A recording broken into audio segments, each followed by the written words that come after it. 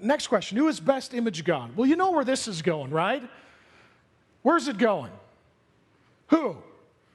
Yeah, Jesus, right. Not shocking.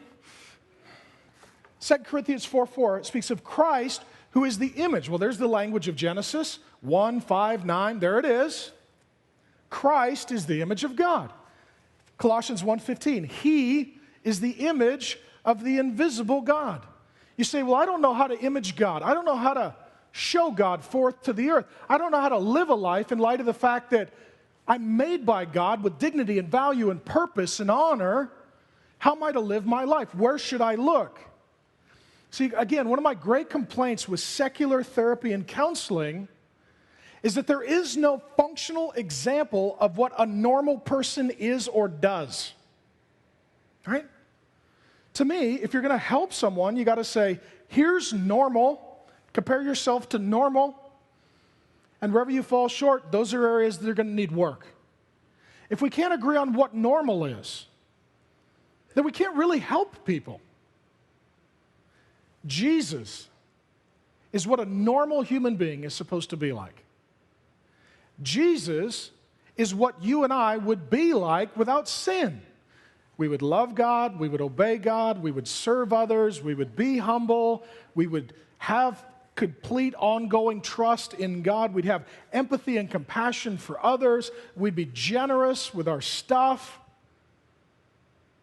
The worst thing that we do, we say, I'm normal, I'm going to judge everyone else by me, and if they're not like me, there's something wrong with them. This is what we do. In that, there's this attempt to define what's a regular person look like.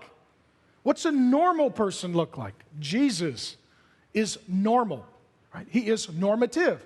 All of us, abnormal. We're sinners. He's not. Had sin not come into the world, you and I would image God, reflect God, show God like Jesus does. I'll use an analogy from John Calvin, great theologian. He said that we are to image God means to reflect God like a mirror. Right? You remember when Moses got some time with God in the Old Testament? His face, his countenance radiated the glory of God. Calvin says rightly, we are to radiate the glory of God. We are to, like a mirror, reflect God to the earth. That's what we are to do. God is loving. The earth should see that through us. God is truthful. The earth should see that through us. God is compassionate and merciful and just and patient and holy and righteous.